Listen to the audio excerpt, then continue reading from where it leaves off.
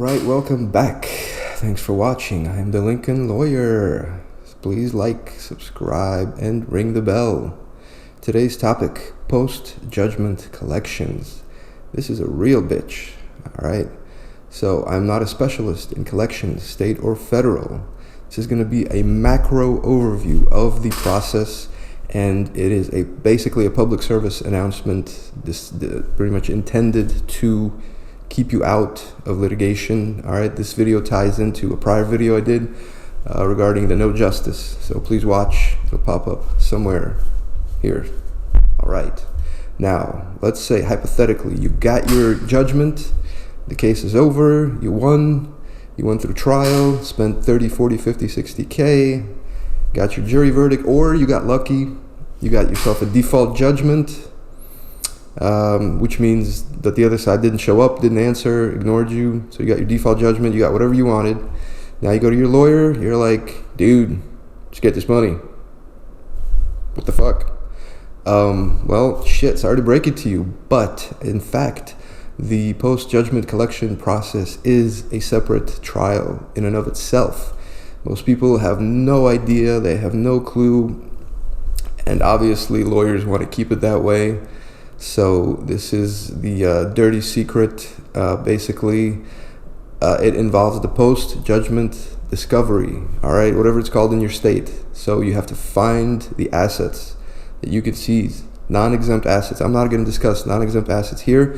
Whatever they are in your state, find out. Okay, every state is different. So non-exempt assets, you need to discover them. So the discovery process is going to be questions, documents, depositions. You got to depose the defendant. You got to depose everybody who might have some property, who received any property within the past 2 years, whatever the statute of limitations is in your state. On fraudulent transfers, you got to review all the trust documents, all the LLC operating agreements, all the deeds, find everything, all the bank accounts, all right? Interview everybody. You're being billed regular hourly rates for this. This shit can add up, believe me. And it does, okay? So what are your options as the debtor? Now you're on the other side. What are your options? You just got this judgment handed to you.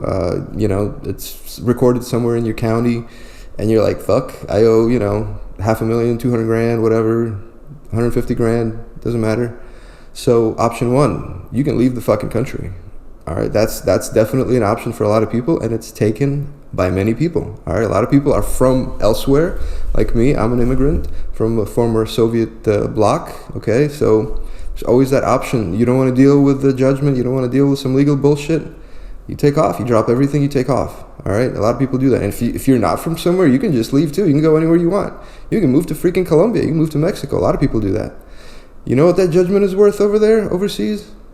Dick. It's worth dick and shit. All right, it's worthless. It means nothing. You just spent a year of your life, 50 grand for nothing. All right, this person is gone. You'll never see your money again. That's it. All right, and this happens. Believe me, this happens. Option two.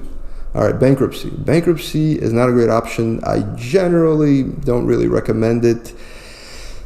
Maybe as a last resort. Bankruptcy lawyers love bankruptcy, obviously. It's their bread and butter, so they're going to be like, yeah, let's file bankruptcy. Let's do bankruptcy. That's perfect. Let's do it. Let's do it right now. Let's do it. All right. So bankruptcy is very prolonged. It's expensive. You got to disclose everything. It's like a roto-rooter from of your whole financial past. They dig through everything. So plus, you're going to be locked down for the next year or two while it's going on if it's not rejected. Then also the bankruptcy receiver has power to reverse various transactions that have a clawback power. Just like the Fraudulent Transfer Act, they have power to reverse transactions within the past year or two. They can order assets returned. So depending, they have total power. You can't argue, you can't debate. They order something, it's got to be done. So it's very simple. So bankruptcy is stressful, it's prolonged. You lose all control, all power. And it's expensive, and plus if you're in any kind of business, this is going to totally destroy your ability to conduct any business for the next decade. So, obviously nobody's going to want to do business with you, nobody's going to loan you money, etc. It's right there on your record, it's dirty. So, all right, so not a great option. Option three, hire yourself an asset protection attorney. Yay, do it early, do it before the seas get rough. Okay, that's the whole goal, okay? So, let's say an attorney's hired and plans are made, actions are taken to prepare for stormy weather, and this has been done by this particular defendant. Okay, now you as a plaintiff, as the winner, the creditor, now you find some assets. Let's say you find some bank accounts. You want to garnish some wages. You get yourself a garnishment order, all right? So he's got an employer. He's got W-2s coming in. You want to garnish his wages. Did you know that most wages are actually protected by federal law? Especially government benefits, totally protected. Social Security, veterans, whatever, it's all protected, 100%. So if the wages are low, they're totally protected. All right, so you're going to have a very hard time collecting your judgment just from the wages. Okay, now let's say, for example, he's an independent contractor. He doesn't have a W-2. What are you going to do? I mean, you're shit out of luck. You have to hunt down every employer. All right, so what if he gets his income from a trust or corporate distributions? I mean, what if they go to a trust and they're not distributed?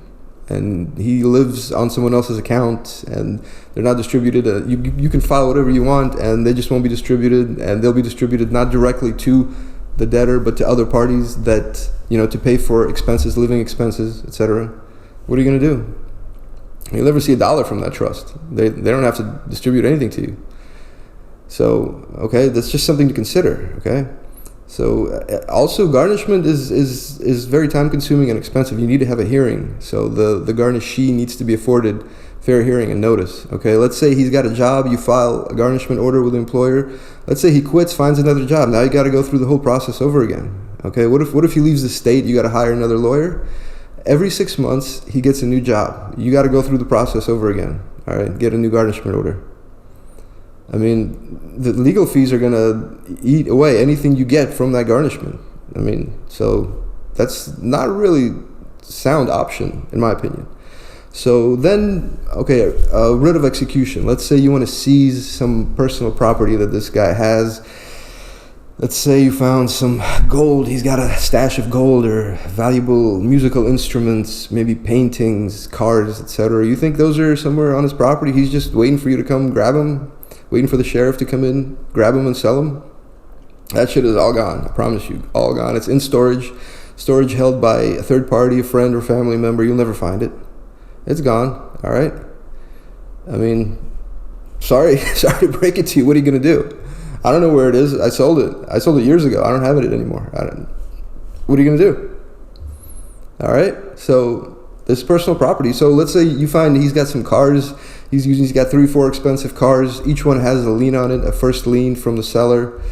You do know that, I'm sure you're aware that car values drop precipitously, and these will drop pretty fast. So within 3-4 years, if he sells these cars, he'll probably still have the first liens on them, and he'll owe some money. So your lien is extinguished, and you won't get a dollar. You won't get shit. All right, you can file any judgment lien you want in any county. That doesn't mean you'll get a dollar out of anything he sells. Okay, so what else is there? Real estate. All right, real estate is easy to conceal, so easy to hide. All right, title changes are super easy. Let's say if most states have a homestead exemption, all right, homestead is going to be exempted at least to a certain amount.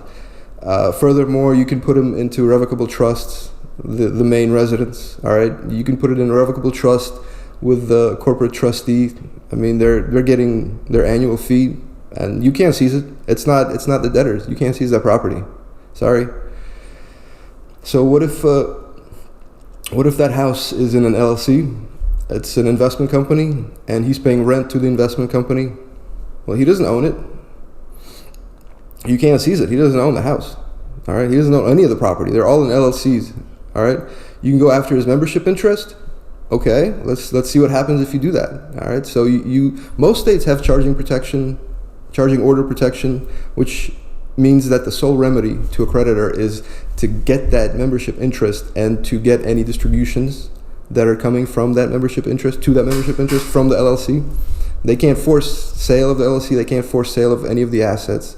They can't manage. They can't do shit. I mean, any operating agreement that's written by halfway competent attorney is going to have all that stuff in there. All right, any creditor that acquires any membership interest has no rights, zero rights to management receive any distributions. You won't get shit. All right. In fact, if there's potentially any paper income, all right, such as depreciation or amortization on any asset, then you could have paper income on the LLC that you don't actually receive, and the creditor might be required to pay taxes on that amount. All right, so they might get a partnership tax form, to 1098.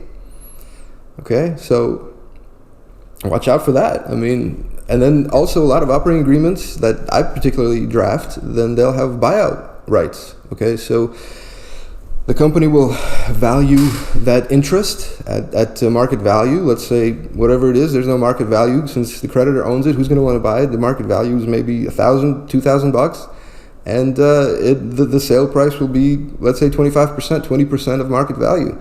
So you might get a couple $100, $500 you might get for that interest. Okay, that's it. You're out of the company. You're done. That's out. Done. All right. So that's LLCs. Most major assets are going to be in entities, okay? Whether it's trusts, irrevocable trusts, LLCs, and LLCs might be owned by trusts. Accounts can be moved easily, removed offshore into offshore trusts. Those are completely secure. You'll never see that money ever, okay?